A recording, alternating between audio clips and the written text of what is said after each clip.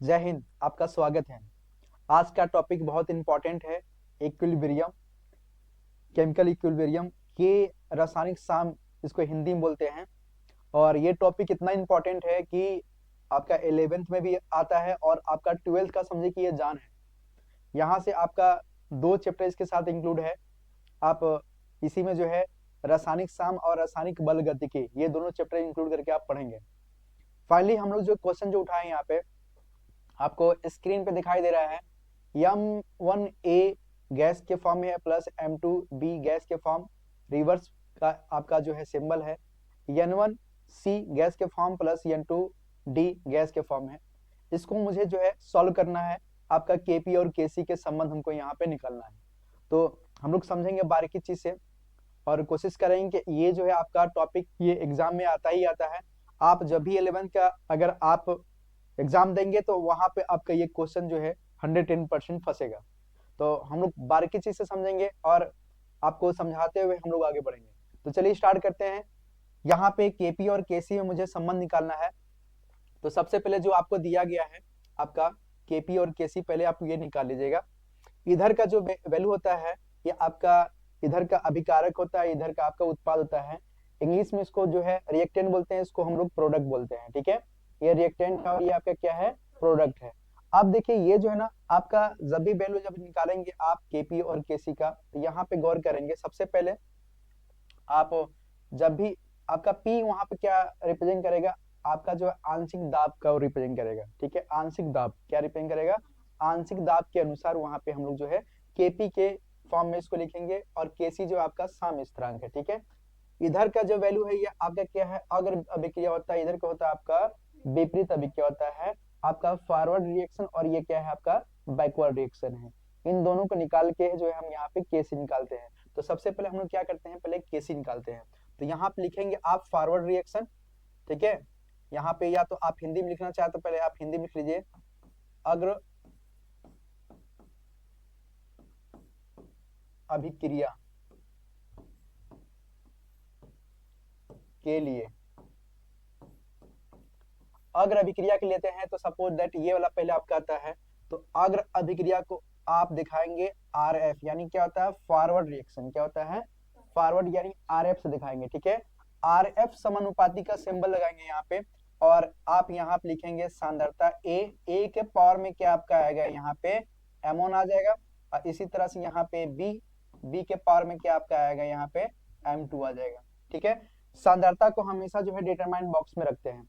जब आप इसका सिंबल जब हटाएंगे यहाँ पे टूटेगा ये, तो यहाँ पे जाएगा आपका के एफ, क्या जाएगा ये के एफ यहाँ पे क्या है, साम स्थिरांक का वेग है। क्या है, यहाँ पे आपका जो है अग्र अभिक्रिया वेग है। क्या है, यहाँ पे है अग्र अभिक्रिया का वेग है। क्या है, अग्र अभिक्रिया का वेग है, यानी फॉरवर्ड रिएक्शन के यहाँ पे क्या है, यहाँ पे वेग बताएगा।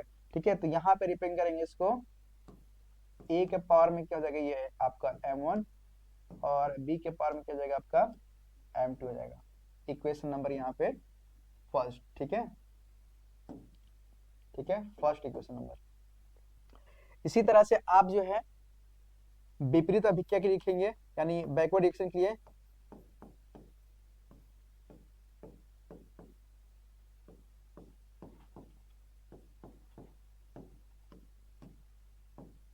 लिए यहाँ पे जब निकालेंगे आप तो ये हो जाएगा आपका आरबी। विपरीत अभिक्रिया को यहाँ पे बैकवर्ड रिएक्शन बोलते हैं। तो आरबी से दिखाते हैं, आरबी प्रोपोर्शन यहाँ पे क्या हो जाएगा आपका, वहां पे सी और डी है, यानी यहाँ पे सांद्रता सी के पावर में N1 और सांद्रता डी के पावर में क्या हो जाएगा, यहाँ पे N2 हो जाएगा। इसी के फॉर्म में लिख देंगे यहाँ पे के बी सांद्रता सी के पावर में N1 और इसी तरह से हो जाएगा आपका डी के पावर में यहाँ पे क्या हो जाएगा आपका N2। इक्वेशन नंबर क्या हो जाएगा आपका सेकेंड। ठीक है, अब आपको जानते हैं कि आपने पढ़ा है कि केमिकल, आप इक्विलिब्रियम में पढ़ा है कि दोनों का वेग जो है क्या होता है, इक्वल होता है। रासायनिक साम की स्थिति में आपने क्या पढ़ा है कि अग्र और विपरीत अभिक्रिया को दोनों का वेग जो है बराबर होता है। तो हम वेग निकालेंगे तब हमारा रासायनिक साम निकलेगा, क्योंकि हमारा क्या होता है, हमारा हमारा जब वेग निकाला होता है तो हम क्या देखते हैं कि आपका जो वैल्यू है आपका हमको निकालना होगा, तो फॉरवर्ड रिएक्शन बटे बैकवर्ड रिएक्शन का जो आपका वेग है, ठीक है, उसका जो है रेशियो होता है आपका साम स्थान रिप्रेजेंट करता है। इसको हम थोड़ा छोटा करेंगे ताकि आपका एक ही बोर्ड में आ जाए सारा चीज।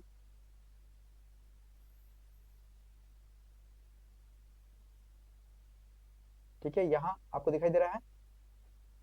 ठीक है, इसको मैं हल्का सा इधर ले आ रहा हूँ। ठीक है, अब यहाँ पे क्या करेंगे, सपोज दैट यहाँ पे अब गौर करना, मैं थोड़ा सा कलर चेंज कर ले रहा हूँ ताकि आपको समझ में आसानी हो। हमको निकालना है इक्वेशन 1 और इक्वेशन 2 से अगर हम देखते हैं तो हम जानते हैं कि के यहाँ पे आर एफ बराबर क्या हो जाएगा, यहाँ पे आर बी हो जाएगा। आर एफ और आर बी का जो है हम वैल्यू यहाँ पे पुट करेंगे, यहाँ पे क्या करेंगे, वैल्यू पुट करेंगे। तो आर एफ बराबर क्या है, यहाँ पे है के एफ आपका ए के पावर में m1 और b के पावर में क्या हो जाएगा आपका, सॉरी ये हो जाएगा। ठीक है, इसी तरह से इधर जब आप आएंगे तो यहाँ पे हो जाएगा आपका c के पावर में n1 और d के पावर में क्या हो जाएगा आपका n2 हो जाएगा। यहाँ पे क्या हो जाएगा आपका, यहाँ पे kb हो जाएगा। ओके, अब लास्ट फाइनल है यहाँ पे के एफ बटे क्या हो जाएगा, यहाँ पे kb हो जाएगा। ये लिखेंगे आप c के पावर में n1 और ये d के पावर में क्या जाएगा आपका n2 बट यहाँ पे आपका जाएगा a के पावर में क्या जाएगा आपका m1, इसी तरह से आपका b के पावर में क्या जाएगा आपका m2 हो जाएगा। यही जो है दर्शाता है kc, आपका साम स्थिरांक है। kc क्या है, यहाँ पे है साम स्थिरांक, आप लिखेंगे हिंदी में kc क्या है, हमारा साम स्थिरांक है। साम स्थिरांक अगर आपसे परिभाषा पूछता है तो आप देखिए kf और kb क्या है, यहाँ पे है, यहाँ पे अगर अभिक्रिया का वेग है, अगर अभिक्रिया का साम, अगर अभिक्रिया का वेग बोलेंगे, क्या बोलेंगे, अगर अभिक्रिया का वेग, और ये क्या है विपरीत अभिक्रिया के वेग का दोनों का अनुपात बराबर होता है, उसी को हम क्या बोलते हैं, साम स्थिरांक बोलते हैं। ठीक है, यहाँ से हमारा केसी निकल गया, यानी केसी बराबर हमारा देखिए ये क्या होता है आपका, ये आपका उत्पाद है, उत्पाद बटे अभिकारक का जो है सांद्रता रखेंगे, सांद्रता को रिप्रेजेंट करता है। अगर सी अगर लिखते तो गलत हो जाता है, यहाँ हमने डिटरमाइन बॉक्स में रखा है, इसको सांद्रता को हम हमेशा जो है डिटरमाइन बॉक्स में रखते हैं। ठीक है, तो विपरीत विपरीत अभिक्रिया बटे अग्र अभिक्रिया ना, यानी इसको कह सकते उत्पाद बटे अभिकारक, हमेशा इसी के फॉर्म में रखेंगे तब ये आपका केसी निकलेगा। यहाँ तो कोई दिक्कत नहीं है ना। यहाँ से पूछता है कि जो determinant box A B C D क्या है, ये सांद्रता है गैसों के एबीसी का जो है आपका सांद्रता यहाँ पे रिप्रेजेंट करता है। कहता है ना कि यहाँ पे एबीसी क्या है, तो एबीसी यहाँ पे क्या है, एबीसीडी गैस है। ठीक है, यहाँ पे गैस है और उसी का जो फॉर्म में हमने निकाला था ये सांद्रता के रूप में आया है कि एक गैस की सांद्रता आपका ये हो जाएगा, बी गैस की सांद्रता ये हो जाएगा, इसी तरह सी और डी हो जाएगा। ठीक है, अब मेरे को यहाँ पे ये तो केसी हमारा निकल चुका है, केसी भी निकल चुका है, तो हम इसको भी छोटा करते हैं ताकि आपके दिमाग के सामने ये रहे। तो अब मेरे को निकालना है केपी, निकालना क्या निकालना है, केपी निकालना, इसको यहीं पे रखते हैं। ठीक है, अब मेरे को केपी निकालना, केपी निकालने के लिए हम क्या करेंगे, इसका हल्का से जो है हम कलर चेंज करेंगे, ये कलर। ठीक है, अब सुनना, यहाँ पे हमको केपी निकालना होगा, तो केपी बराबर निकालने के लिए आप गौर करेंगे, केपी बराबर निकालने के लिए आप हमेशा प्रेशर से ले जाएंगे। ठीक है, आंशिक दाब की फॉर्म में ले जाएंगे, तो आप यहाँ दिखाएंगे P जो आपने लिखा है यही आएगा, यहाँ पे क्या जाएगा C के पावर में N1, ये आपका सांद्रता दर्शाएगा। इसी तरह से आपका P D के पावर में क्या जाएगा आपका N2। ओके, और इसी तरह से आपका आएगा यहाँ पे P A के पावर में, यहाँ पे क्या जाएगा आपका M1, और इसी तरह से हो जाएगा यहाँ पे P B के पावर में क्या हो जाएगा यहाँ पे M2 हो जाएगा। ये जो M1 हमने लिखा है इसको यहाँ पे कर लो। ठीक है,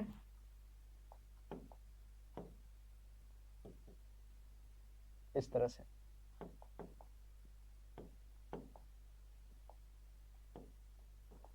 अब गौर करना, यहाँ पे हमने ऐसे इसको बंद कर दिया। ठीक है, अब हमारा इक्वेशन नंबर ये इसको आप दे दो, थर्ड दे दो,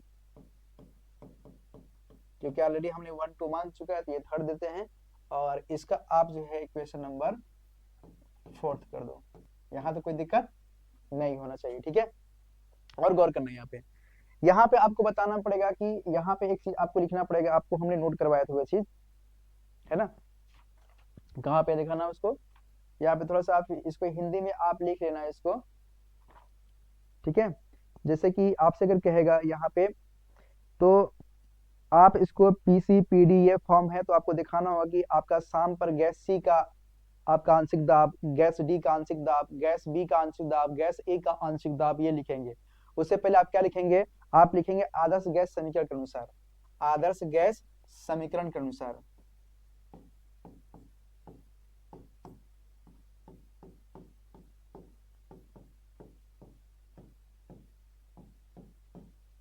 समीकरण से आदर्श गैस समीकरण क्या होता है, पीवी बराबर क्या होता है, एनआरटी होता है। क्या होता है, एनआरटी होता है।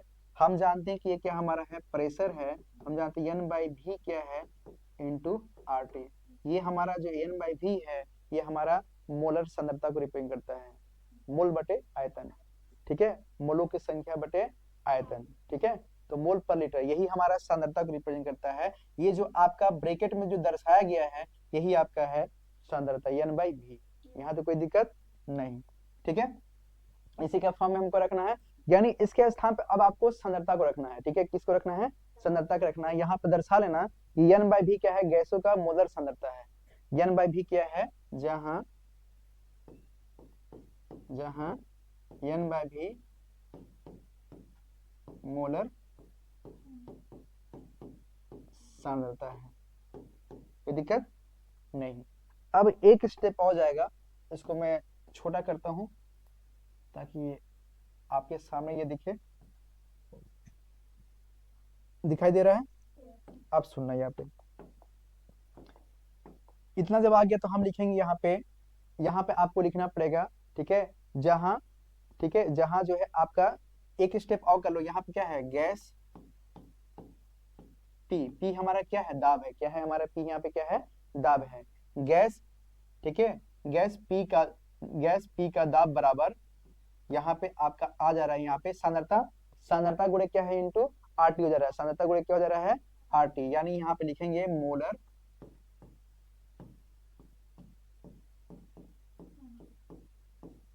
Into RT. यहाँ तो कोई दिक्कत नहीं।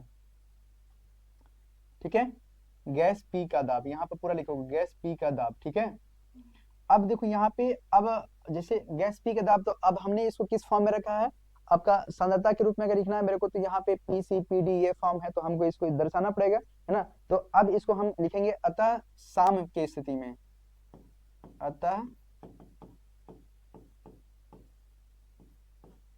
साम पर। ठीक है, अब यहाँ पे लिखेंगे, आप स्टेप लिखेंगे कि गैस सी का आंशिक दाब, गैस सी का आंशिक दाब, गैस सी का आंशिक दाब अगर हम ले जाएंगे यहाँ पे, तो गैस सी का आंशिक दाब क्या हो जाएगा, यहाँ पे पीसी बराबर हो जाएगा, यहाँ पे पीसी बराबर। अब देखो पीसी तो ऑलरेडी हम दिखाए, यहाँ पे पीसी और पीडी पीए पी पूरा हमको दिखाना पड़ेगा। तो हमारा यहाँ पे क्या हो जाएगा, देखिए हमारा मोलर सांद्रता यहाँ पे क्या हो जाएगा, मोलर सांद्रता सी इंटू यहाँ पे क्या जाएगा आपका आरटी हो जाएगा। इसी तरह से आप डी के लिए ले जाएंगे, गैस डी के लिए यहाँ पे पीडी हो जाएगा आपका डी सांद्रता, यहाँ पे क्या हो जाएगा आपका आरटी हो जाएगा। इसी तरह से आपका गैस बी के लिए ले जाओगे यहाँ पे, तो पीबी बराबर क्या हो जाएगा यहाँ पे इंटू आरटी। और इसी तरह से आप गैस ए के लिए ले जाएंगे आप यहाँ पे, तो पी ए बराबर क्या हो जाएगा आपका यहाँ पे सांद्रता ए इंटू यहाँ पे क्या हो जाएगा आपका आरटी हो जाएगा। ठीक है, इतना समझ आ गया। अब इसको थोड़ा सा हम छोटा करेंगे,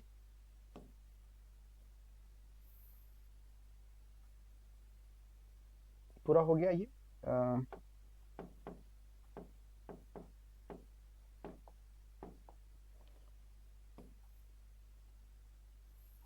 बस ये आ चुका है ना, अब बस इसका वैल्यू मेरे को पुट करना है।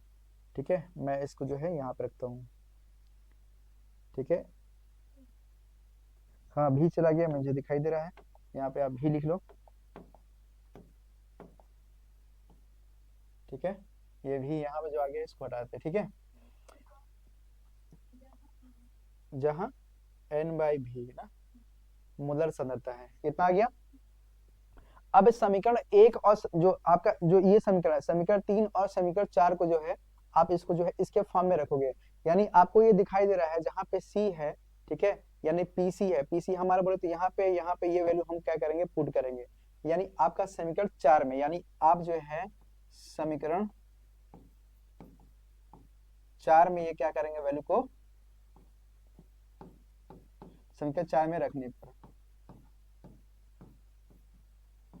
यहाँ पे कोई दिक्कत। अब लिखेंगे यहाँ पे केपी बराबर ये वैल्यू पुट करेंगे जहाँ पे पी सी है, यहाँ पे क्या करेंगे, ये वैल्यू लिखेंगे यहाँ पे सी, ठीक है, के पावर में n1, और यहाँ पे क्या हो जाएगा आपका RT के पावर में n1, इसी तरह से हो जाएगा आपका D के पावर में n2 इंटू RT के पावर में क्या हो जाएगा आपका n2, डिवाइड में आपका जाएगा A के पावर में आपका हो जाएगा m1 इंटू RT के पावर में क्या हो जाएगा आपका m1, ठीक है। इसी तरह से आपका जाएगा B के पावर में m2 सांद्रता इंटू RT के पावर में क्या हो जाएगा आपका m2 हो जाएगा, ठीक है। अब देखो ये वाला ऐसे और ऐसे इसके फॉर्म में है, तो आपको कुछ ऐसा दिखाई दे रहा है ना। तो इसको हल्का सा और छोटा करते हैं ताकि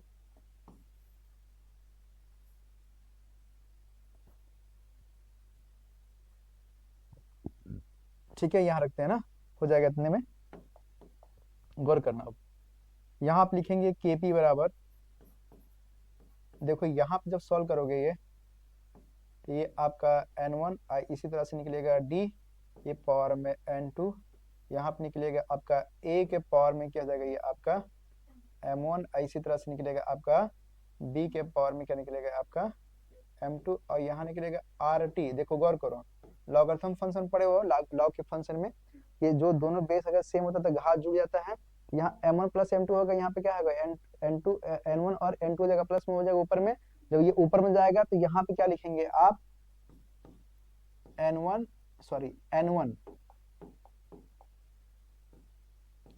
plus n2 minus m1 minus m2, ठीक है। जहां पे इसके स्थान पे हम क्या दिखाते हैं, डेल एन से दिखाते हैं, इसको किससे दिखाते हैं, डेल एन से। तो फाइनली जो रिजल्ट आपका आएगा केपी बराबर, देखिए ये जो वैल्यू दिखाई दे रहा है ये वाला, ठीक है, इतना देखेंगे तो ये केसी के बराबर है, बिल्कुल। तो यहाँ पे लिखेंगे केसी इंटू RT के पावर में क्या लिखेंगे यहाँ पे डेल एन, क्या लिखेंगे डेल एन। यहाँ पे डेल एन बराबर लिखेंगे, यहाँ पे डेल एन बराबर n1 plus n2 minus m1 plus m2, ठीक है। ये क्या है, उत्पाद का, यहाँ पे उत्पाद का लिया है, यहाँ पे क्या है अभिकारक का जो पावर है उसको लिया है, ठीक है। हमेशा इसी फॉर्म में रखेगा, ठीक है। हाँ यहाँ पे प्लस होगा, यहाँ पे प्लस हो जाएगा ये, ठीक है, m1 प्लस m2 हो जाएगा, ठीक है, इसके फॉर्म में रहेगा। तो आपसे ये पूछता है ना कि केपी तथा केसी में संबंध, ऐसे हम लोग बहुत सारे भी क्वेश्चन करेंगे, हमने क्वेश्चन बहुत सारा उठाया है, इस तरह से करेंगे, ठीक है। तो आप ये याद रखना कि केपी तथा केसी में संबंध बोलता है, तो अब ये फार्मूला याद रखना कि KP is equal to KC into RT के पावर में क्या होता है, डेल एन होता है, RT के पावर क्या होता है, डेल एन होता है, ठीक है, ठीक है। जहां पे पूछेगा डेल एन क्या है, डेल एन गैसीय उत्पादों की अणु की संख्या और माइनस गैसीय अभिकारकों की अणुओं की संख्या है। यहाँ पे अणुओं की संख्या बताता है, किसका बताता है, अणुओं की संख्या क्या है, ठीक है। ये सब क्या है, m1 जो है अणु है, m2 क्या है अणु है, n1 क्या है अणु है, जो आगे होता है उसको अणु बोलते हैं, क्या बोलते हैं, अणु बोलते हैं, ठीक है। इतना समझ आ गया, आगे स्किप करें, ठीक है, आपको समझ में आ गया, आगे बढ़ जाए।